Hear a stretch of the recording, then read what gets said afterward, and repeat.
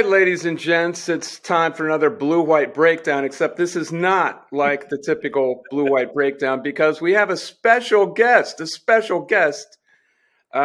famous former newspaper writer a long time ago, but more well-known as an author and NBC Sports Eagles and Pro Football aficionado.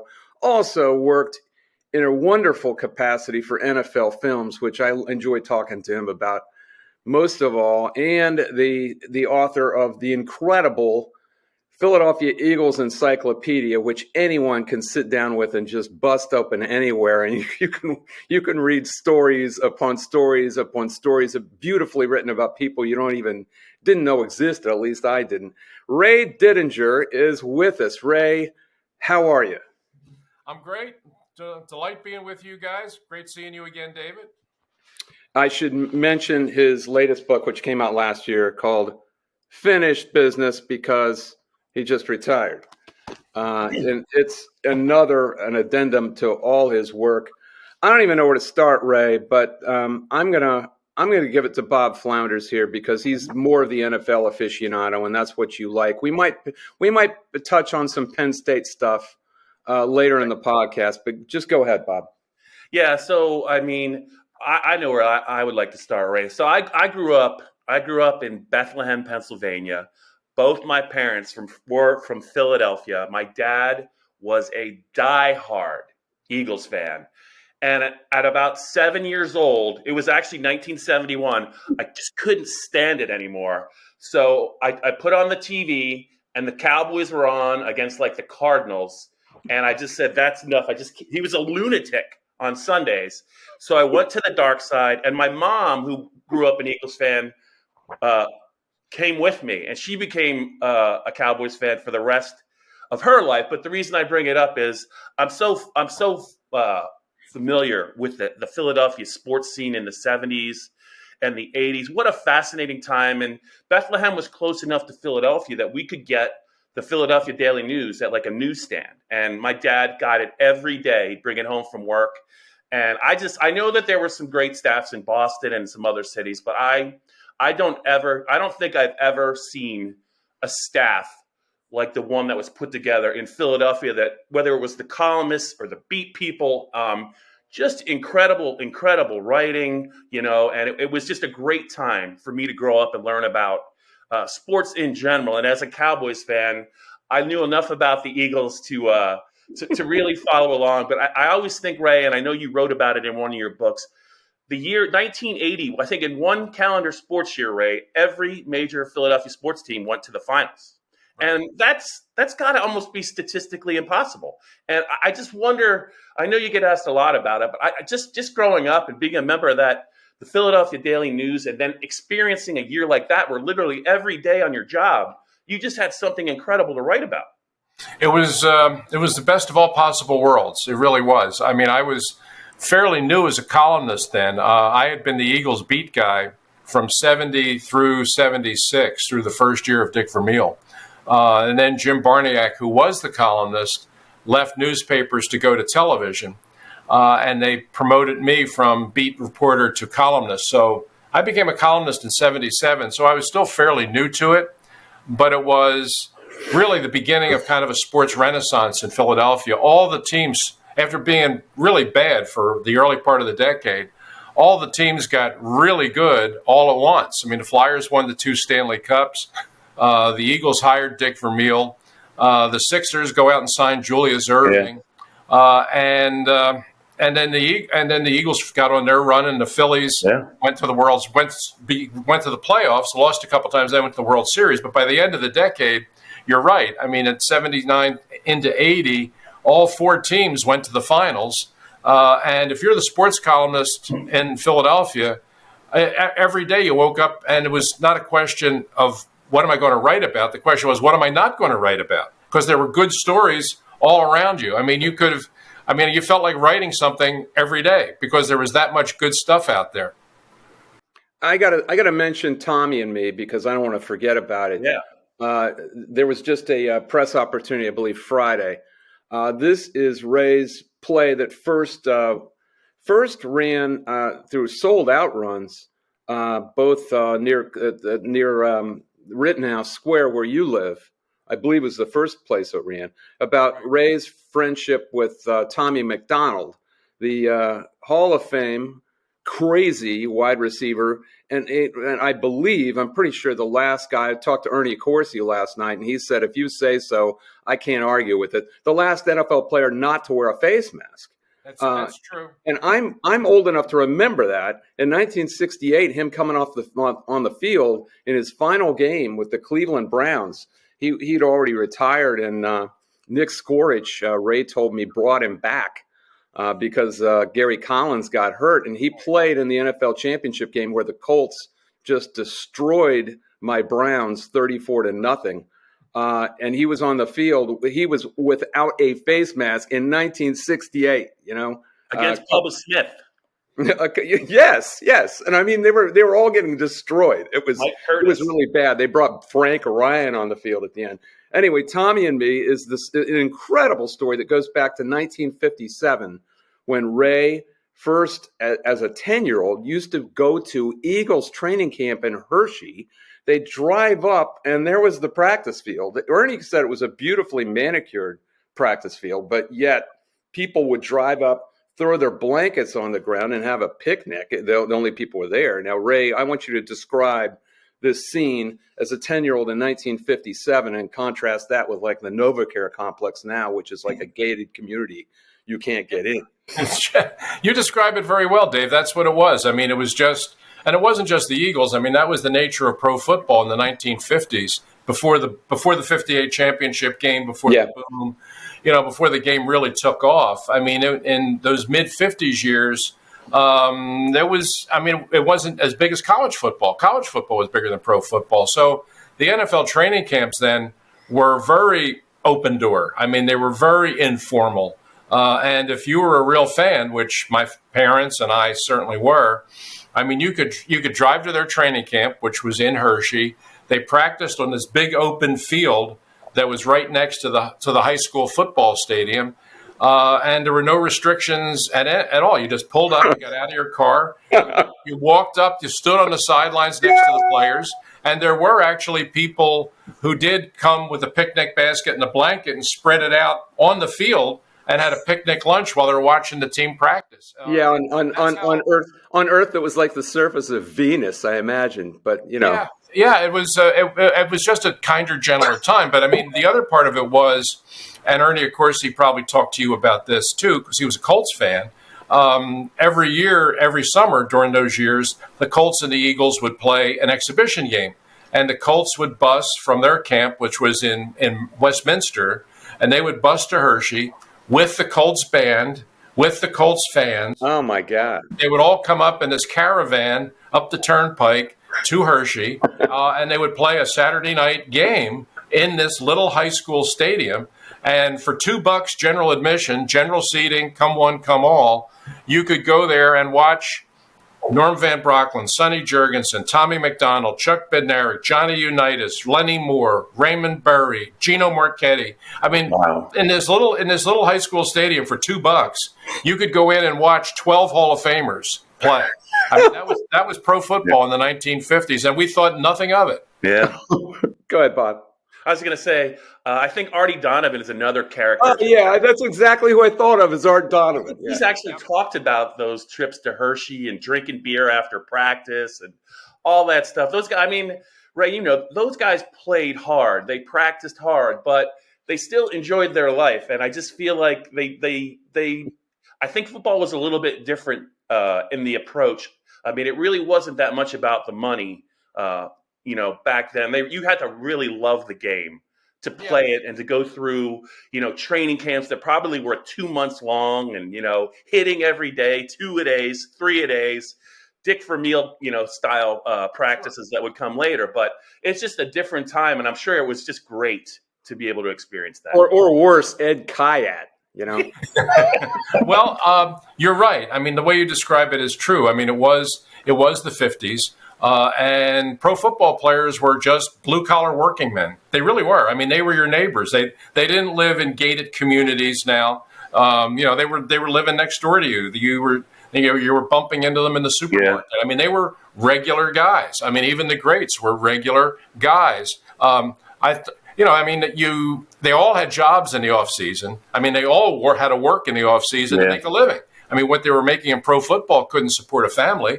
So when the season ended, some of the guys went and became beer salesmen. Some guys were substitute school teachers. Chuck Bednarik worked for Warner Concrete Company as a concrete salesman, and that's how he got the nickname Concrete Charlie. Everybody thinks it was Concrete Charlie because he was made out of concrete, which you could argue that maybe he was. But he got the nickname Concrete Charlie because when he wasn't playing football, he was literally a concrete salesman. One quick story I'll tell you. This tells you everything you need to know about the ethos of pro football in the 1950s. Was Alan Amici, when he got drafted by the Baltimore Colts, was a rookie, and he and his bride bought this little house in Baltimore, and in the locker room one day. Somebody said, "Hey, Horse," that's what I call him, the Horse. Hey, Horse, how's it going with the new house? And he said, "It's nice. We like it. We really do. Yvonne and I would like it, but we got a problem with the kitchen floor. We got to replace the kitchen floor. You got to put down take up the tile and put down new tile. But we'll find somebody that can do that." And Johnny Unitas, mind you, hears this and says, "Oh, I'll do it for you." Yeah. And he said, "Really?" He said, "Yeah, I used to work construction when I was in high school. I did that stuff all the time. How about Saturday morning? How about if I come over?" Saturday morning, there's a knock on the door, and here's Johnny Unitas with his tool belt coming in to put down the tile in Alan Amici's kitchen. Now, you think Tom Brady is putting down tile floors for anybody in Tampa? I don't think so. That's like Larry. It's not that uncommon in the 50s. That's like Larry Bird doing his driveway. He's spreading the gravel on his driveway. I guess that's about as far back as we can go. Now, we got so much ground to cover and not much time, so I got to ask you about Buddy Ryan and that team.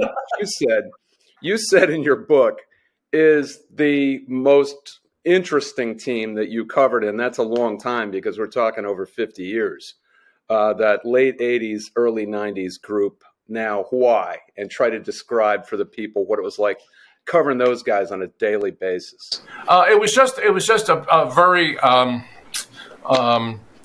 fascinating collection of characters.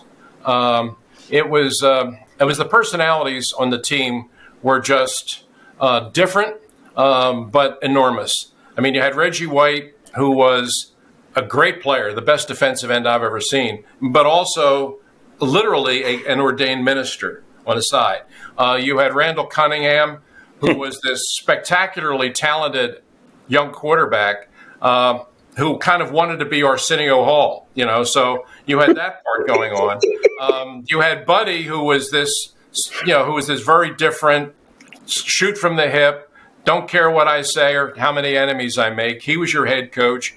Seth Joyner, incredibly intense, fiercely driven linebacker. I mean, and then they bring in Jim McMahon as the backup quarterback, as if there weren't enough crazy guys on that team. Oh, let's go get Jim McMahon as our backup quarterback. So you had this incredibly diverse, volatile locker room being governed by, and not all that well most of the time, by this head coach, Buddy Ryan. And so every time you walked in there, I mean, you never knew what you were walking into. I mean, it could be anything going on. Literally hardball baseball games going on in there.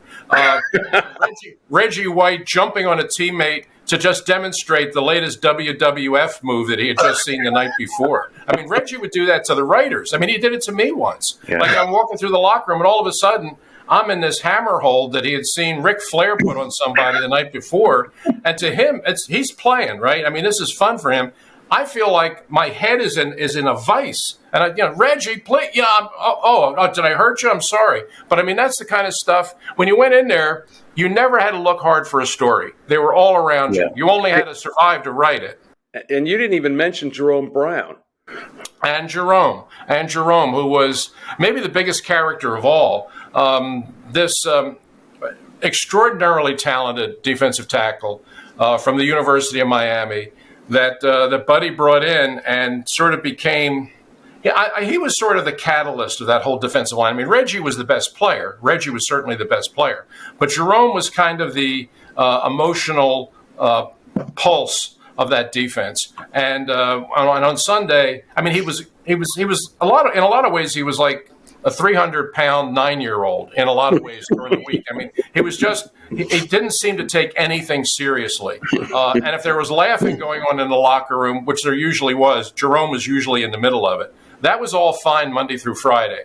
But come 1 o'clock Sunday, he was ready to play. And he kind of set the tempo for that whole defense and was really, really a great player. I mean, if he had not died tragically young in that car crash, I mean, I think he probably would have been a Hall of Fame player. And so that whole defensive line, Reggie, Clyde Simmons, who was a really good player, somewhat underrated because he had to play with them at the other end. And then in the middle, you had Jerome Brown and Mike Golick, who was a pretty good player too. That was about as good a defensive line as I've seen. Yeah.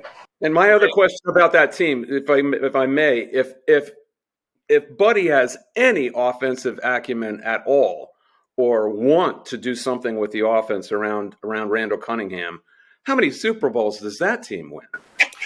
They certainly would have won. They certainly would have at least gotten to a Super Bowl. There's no question they had the talent to do that. It was the best defense in football, far and away. I mean, there was one year where they ranked first against the run, first against the pass, and number one overall. I mean, that's pretty rare. I mean, no team had done that since the Purple People Eaters, Minnesota, in 1975, I guess. So, I mean, statistically, they were way ahead of everybody else. They always led the league in sacks. They led the league in takeaways.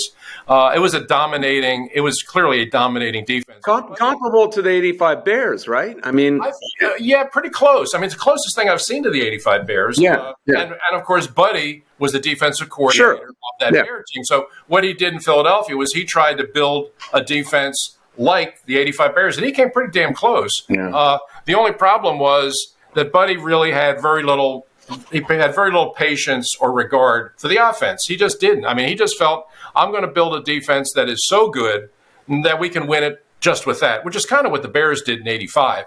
And so offensively, he didn't even really try. He didn't worry about the players. He didn't try to coach them a whole heck of a lot. He had this very uniquely talented quarterback in Randall Cunningham.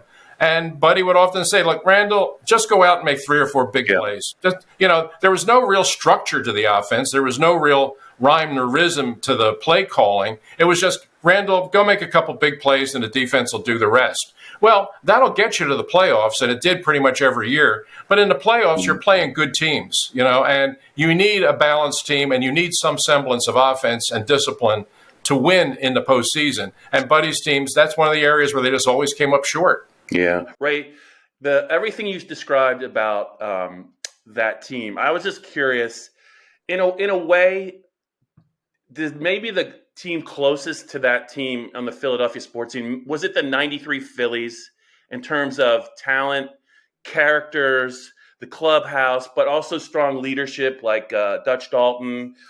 Those guys all produced on the big stage when they were called upon. Even that whack job, Lenny Dykstra, just a tremendous player, between the lines. But that, in terms of like talent, but also the characters in that locker room, I know they could probably be a little bit nastier maybe than the Eagles, but it seems like that was a little bit of the same thing, or no?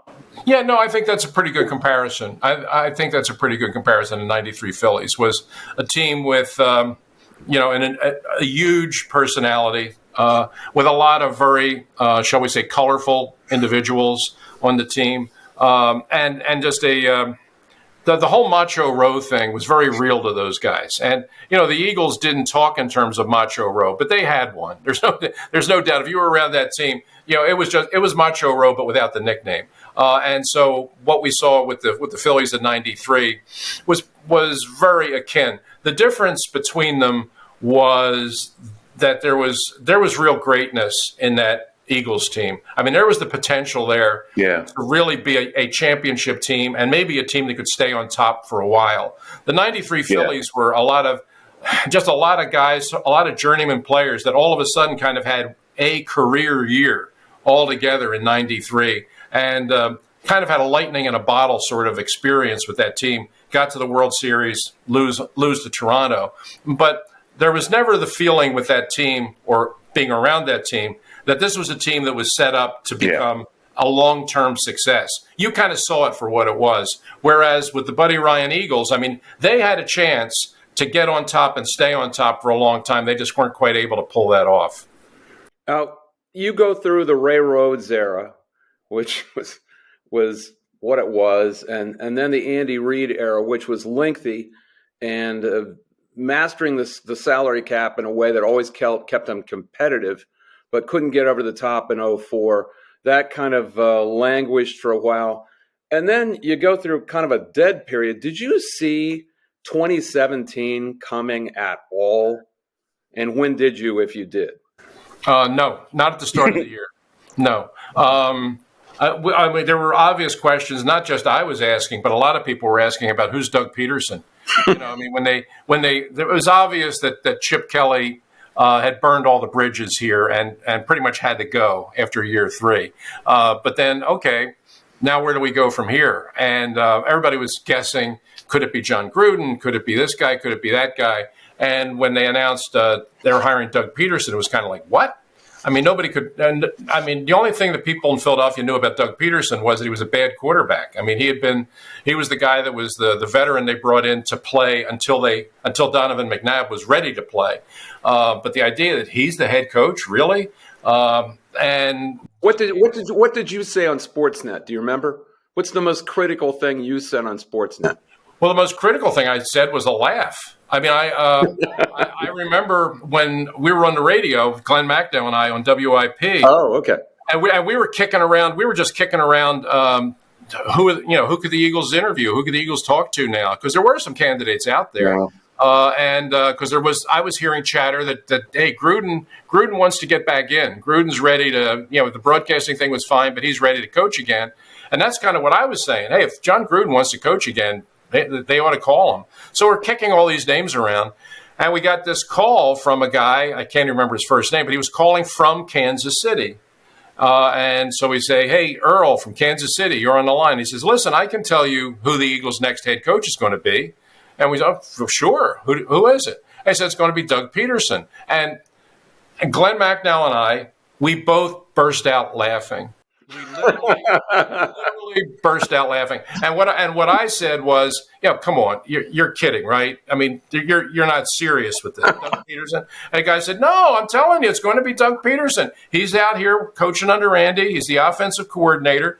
Jeff Lurie, he's had it with Chip Kelly.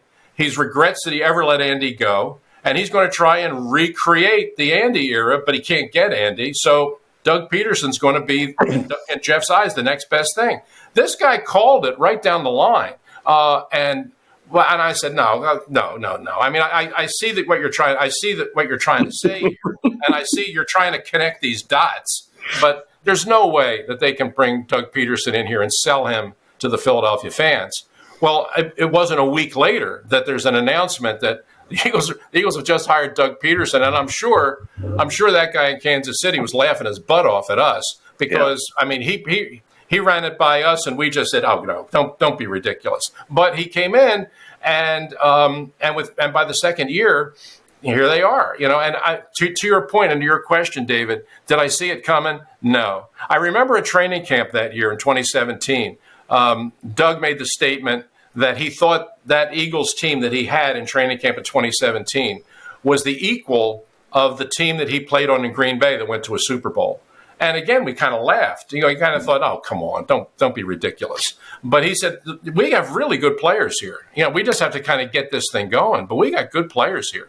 And it proved that once the season started and they started to play, they were really good. And Carson Wentz was really good. And everything fell into place. And then what happened was sort of maybe 5-6 weeks into the season, you just kind of got this wonderful sense of team chemistry that kicked in. And the whole thing it became greater than the sum of its parts. You can feel that, can't you? I remember feeling that preseason with the 2005 Penn State team.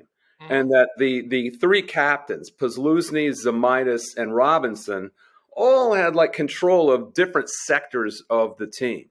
And I don't know, I remember being on Sportsnet. I think you were on and we were kicking around. Dana was on. and everyone is picking them like 6-5, 7-4. I had been Mr. Pessimist in the past. I'd predicted a losing season in 2000 because it looked bad, and I just said 10-1, and they went, what? But it was only because you could feel that leadership, and it's like it's an ethereal thing that kind of, you don't know quite what it is, but you know it when you see it. Exactly. It's like the Supreme Court justice who defined pornography. He was looking at a pornography. Is that Warren Burger? And one of the Supreme Court justices says, I can't define pornography. But I know it when I see it.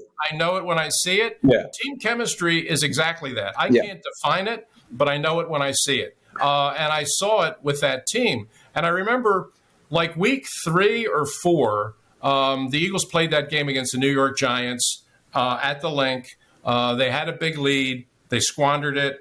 They looked like they're going to lose. But at the end of the game, they set up for this 61-yard field goal by Jake Elliott, who was this rookie kicker who had literally joined the team like a week earlier. The guys on the team didn't even know his name. And they run him out on the field with seconds to go to attempt this 61-yard field goal.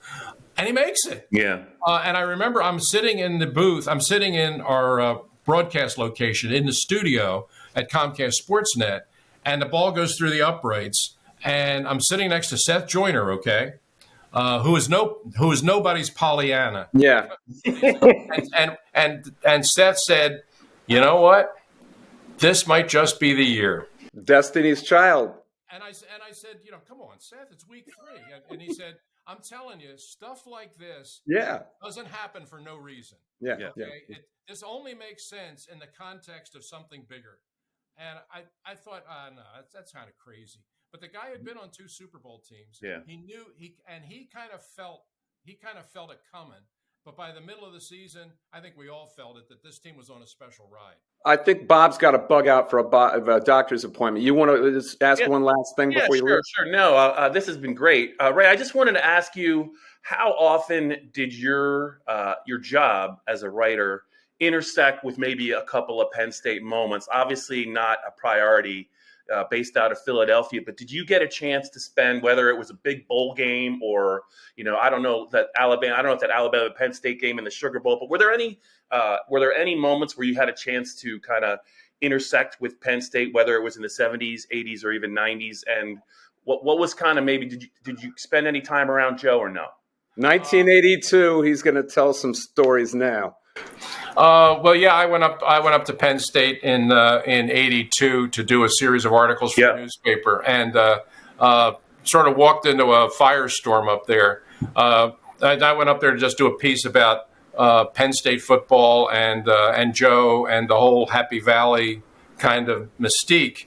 And what I found was it wasn't exactly what everybody on the outside thought that it was, and wound up writing a series of articles that proved to be a lot tougher and a lot more controversial than anybody expected. So I had that for sure. But I was at that Sugar Bowl you were talking about, the one that they played Alabama and lost. What a game. Great game. And I remember the goal line stand really well. I remember Mike Gooman getting stopped at the goal line by Barry Krause. I mean, I remember all of that stuff. And one of the most interesting interviews I did in my 53 years of doing this was interviewing Mike Reid, who had been the great Penn State player of the 60s, who then went to the NFL, had a great NFL career, but left after like 4 or 5 years to go play music, and catching up with him down in Nashville years later, and just talking to him about his life, about football, about his decision to leave the game really at the peak of his talent and career and go off to do what he really wanted to do, which was write and perform music. And I've interviewed thousands of people really in 50 years, but if you ask me to list maybe my 5 most interesting interviews I've done, Mike Reid would have been one of those. Is there any guy more eclectic that you've ever met than Mike Reid? He happens to be a friend of my sister's from several different junctures in their lives. They both lived in Cincinnati. They both lived in Nashville. And her ex-husband, her late husband, was a session singer. So they knew each other fairly well. But Mike Reid wrote I Can't Make You Love Me for Bonnie Raitt, for God's sakes. Right. And he was an all-pro defensive tackle for the Bengals for how many years? 3 or 4 years, right? Yeah, and he was, and at a time when there were some great defensive linemen in the NFL. I mean, if you ask me who were the two best, and I'm talking, this is the time of Alan Page and Joe Bob Green. Lilly and all of them. Early 70s, yeah. I would tell you, Mean Joe Green and Mike Reid. I think they were the two best, and it was really shocking to most people that he made the decision. And again, really at the peak of his career, to walk away and play his music. And you're right, the "You Can't Make Me Love Me" is one of the most achingly heartbreaking songs you could ever imagine. And here it was written by Mike Reid. Yeah, he was what a great and what a super intelligent person. Oh my God, yeah. I mean, you just need to sit down and have a conversation with him, and it can go in a million different directions, but they're all fascinating. Just by chance, I've written stories with him, talking to him in the 80s, 90s, aughts, and teens. And so I guess I got to call him again because there'll be 5 stories in 5 different decades. Yep. Simply because we knew him. You know, I knew him, and I was a Bengals fan anyway. Ray, it's been wonderful having you. And geez, we really need to have you on again. I suppose at some point we will. And we're going to get to some other people this summer. We're going to keep doing this over the summer. Thanks so much, Ray. And I got to mention that Tommy and Me will open up, I believe it's August 18th at the Hershey Theater. First run in Hershey, 18, 19, and 20. You can get your tickets on Ticketmaster for that. Ray Didinger, Bob Flounders, I'm Dave Jones. We'll see you next time.